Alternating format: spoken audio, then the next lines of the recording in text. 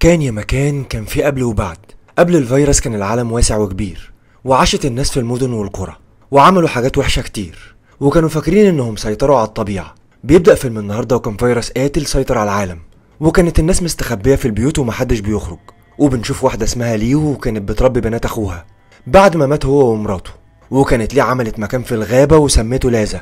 وبتظهر ست بره البيت وبتقول انها مش مصابة وانها جعانة ومحتاجة تاكل، وبتطردها ليه من مكانها لكنها بتوريها صورة عيلتها وبتقول لها انها خسرتهم وانها بس جعانة وعايزة تاكل، وبتصعب عليها وبتخرج تديها اكل، وبتكتشف انها مصابة وبتقول لها ترجع، ولما ما رجعتش ضربتها بالنار وبتقع الست وبتموت. وبيطلعوا البنات من تحت الترابيزة وكانوا خايفين قوي.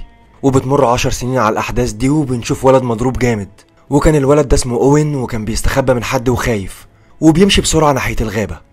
وبيكبروا البنات والكبيرة كان اسمها ميف والصغيرة كان اسمها ايمو، وكانوا بيهزروا مع بعض وبيلعبوا وما كانوش خرجوا برا لازا طول عمرهم.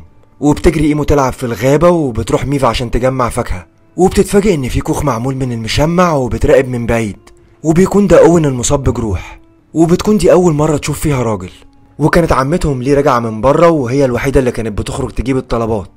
وبتوصل ميف عند اختها وكانت عايزة تحكي لها عن اوين، لكن بتوصل عمتهم وبتقول ان العربية باظت وعايزة حد يصلحها، وبيعملوا اجراءات وتطهير عشان الفيروس. وبعد ما دخلت ميف قالت لايمو انها عايزة توريها حاجة، واخدتها ومشيت بيها على الغابة. وبتوصل عند مكان اوين وكانت ايمو خايفة وبتقول لها انهم مشوا كتير، وبتقول لها انها تهدى وان هنا في راجل في الخيمة، وبيمشوا بالراحة عشان تشوفه وما بيكونش موجود. وبيظهر فجأة من وراهم وبتقوله ما يتحركش، وبيكون خايف جدا وما بيتكلمش. وبتسأله لو هو مصاب من الفيروس وبيقول لها لا، وبتقوله يقلع القميص عشان تتأكد. ولما بيفتحوا بتشوف الطعنة في بطنه، وبيقول لهم ما يخافوش وانه بس محتاج للمساعدة ومحتاج لمكان آمن وعايز يستخبى.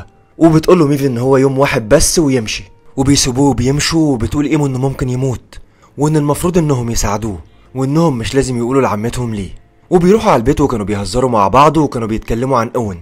وايمو كانت بتقول ان هو كان خايف جدا، وبتقول كمان انها مش مصدقه انها شافت راجل وانها عايزاه يقعد معاهم هنا بس من غير ما عمتها تعرف. وبيدخل الليل وكانوا قاعدين مع بعض، وميف كانت عامله قايمه بالحاجات اللي ناقصاهم، وعمتها بس اللي كانت بتنزل المدينه.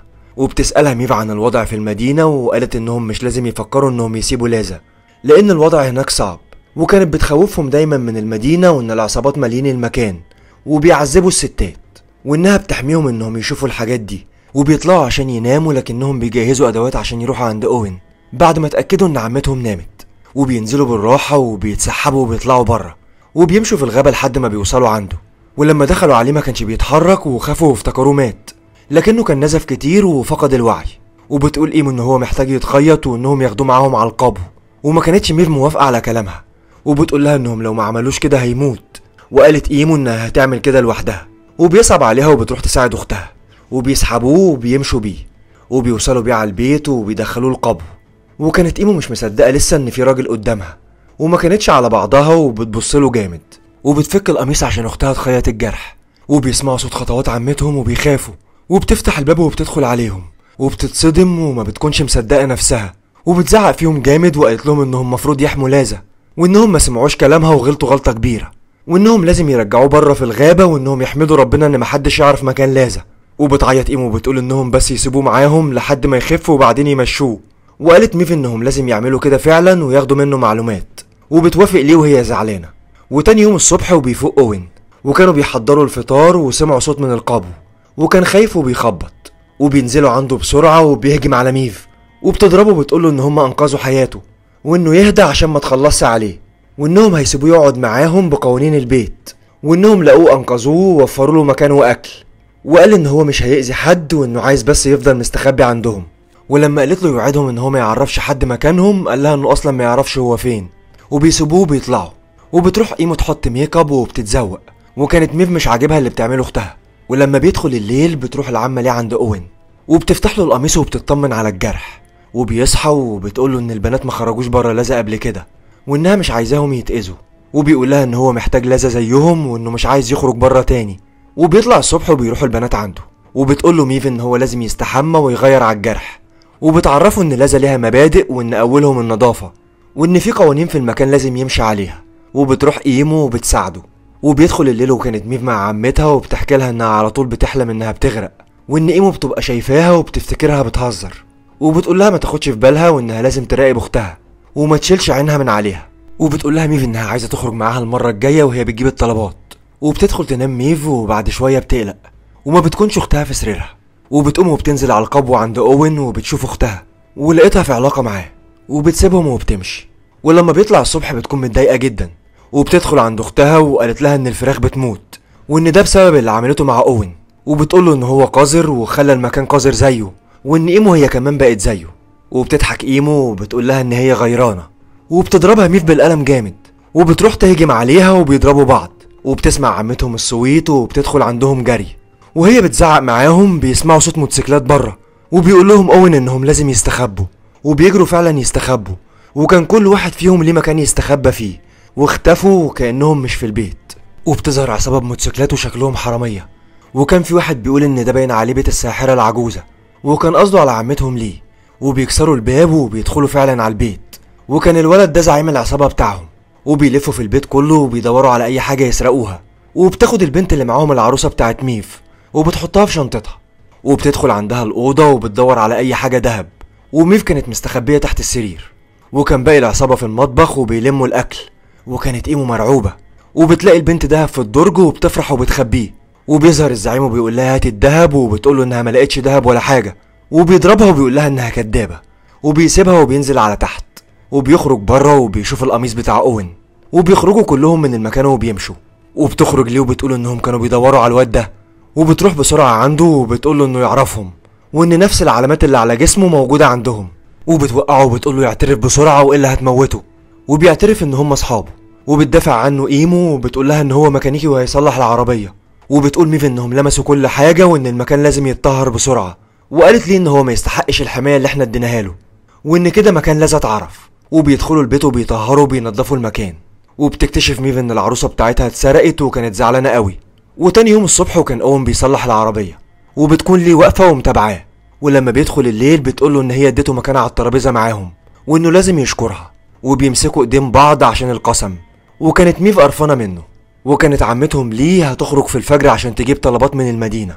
وبتسأل اوين عن اهله وبيقول لها ان هو يتيم وان ابوه وامه ماتوا بالفيروس. وبتقول له ليه ان هو غلط لما صاحب مجموعة من المجرمين وبقى واحد منهم. وبيقول لها ان هو ما كانش قدامه اختيار، وانه خلاص قرر يسيبهم وهرب منهم.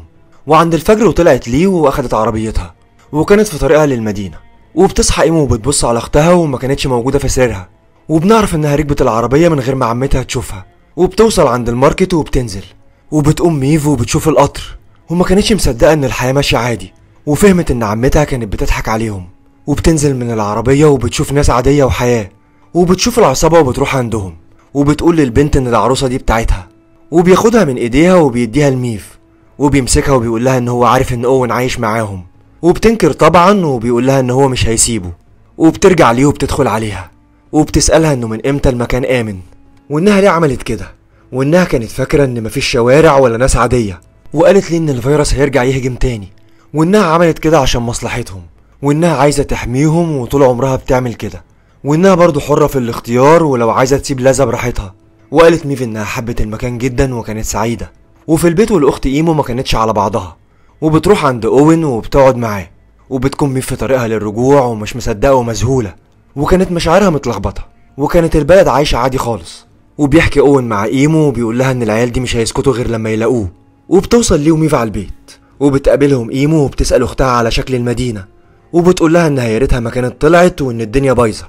وبيدخلوا مع بعض وبيقولوا ان كده لازم حصل لها اختراق، وان العيال دول هيرجعوا تاني، وانهم لازم يستعدوا ويحطوا خطة. وبالفعل كل واحد منهم ابتدى ياخد مكانه ويستعد. وقالت لهم ليه انهم طول عمرهم بيتدربوا وانهم ما يخافوش ابدا. وبتقعد ليه مع اوين وبيفهمها ان هو بيحب ايمو وانه ما شافش حاجة حلوة في حياته غيرها. وكانت ايمو واخدة مكانها في الغابة ومركزة، وبيسمعوا الاصوات بتاعة العصابة من بعيد. وبتقوم والكل مستعد، وبيقربوا اكتر من البيت لحد ما بيوصلوا وبينزلوا. وبيدخل القائد بتاعهم البيت ومع واحد والبنت، وبتدي ايمو الاشارة اللي بينهم، وبتقوم وبتضرب واحد بالنار، والكل ابتدى يشتبك. ونزلت فيهم ضرب، وكان اوين جوه في البيت ومشتبك مع الزعيم. وبتروح ايمو وبتقفل عليهم من بره، وكانوا بيحاولوا يفتحوا الباب لكنهم مش عارفين. وبتخلص ليه على واحد تاني وبتدخل عند البنت، وكانت بتترجاها انها ما تموتهاش. وبيدخل الزعيم وكان مثبت اوين، وبتبص عليهم ليه وبتوصل ميف وبتثبت الزعيم، وبيزقها وبيضرب على ليه وهي كمان بتضرب عليه، وبتفتح ايمو الباب للبنت وبتسيبها تطلع، وبتكون ليه مرمية على الارض والزعيم كمان واقع ميت. وبتقول ليه انها حاسة انها خايفة وانها فخورة بيهم جدا وانهم خلوها سعيدة، وكان جرحها بينزف جامد وغمضت عينيها. وبتنادي عليها ميف لكن ليه كانت خلاص. وبتعيط ميف وهي مقهورة، وبتقول لها انها ما تسيبهمش وانهم ملهمش حد غيرها، وما بتكونش ايمو عايزة تصدق انها ماتت. وبعد كام شهر وميف بقت مكان عمتها، ورجعوا يتعاملوا زي ما كانت موجودة، وبتكون ايمو حامل وعلى وش ولادة. وكانوا طبعا مخبيين عليها كل حاجة بالنسبة للحياة بره، وبيمسكوا ايدين بعض وبيقسموا على حماية المكان كالعادة. وبكده خلص الفيلم. سجل الفيديو ده احمد فؤاد، وكتبه محمد عباس، ومنتجه الفنان فارس احمد فؤاد.